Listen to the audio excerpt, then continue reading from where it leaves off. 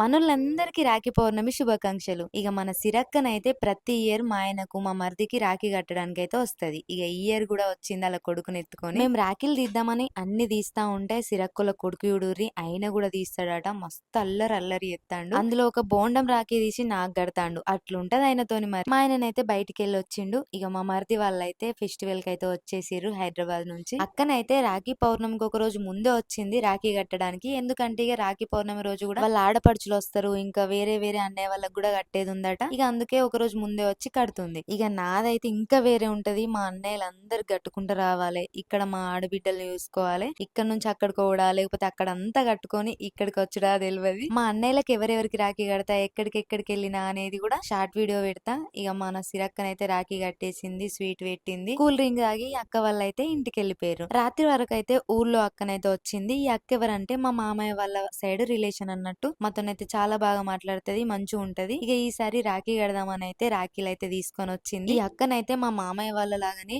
వ్యవసాయం పనులు మస్తు చేత్తది. అక్క రాఖీ కట్టడం కంప్లీట్ అయిపోయినాక మేమైతే టీవీలో సాంగ్స్ చూస్తున్నాం. ఈసారి అయితే నేను రాఖీ సాంగ్ లోనైతే యాక్టింగ్ చేసిన. నాకైతే అందులో యాక్టింగ్ చేసినందుకు చాలా హ్యాపీ అనిపించింది. దీని గురించి అయితే ఇంకా నేను షార్ట్ వీడియోస్ కూడా పెడతా. ఆలోపు మన ఛానల్ ని సబ్స్క్రైబ్ చేసుకోండి. అందరికి మళ్ళొకసారి రాఖీ పౌర్ణమి శుభాకాంక్షలు. మరి మీ అక్కలు చెల్లెలు రాఖీ కట్టడానికి వచ్చిరా లేదా?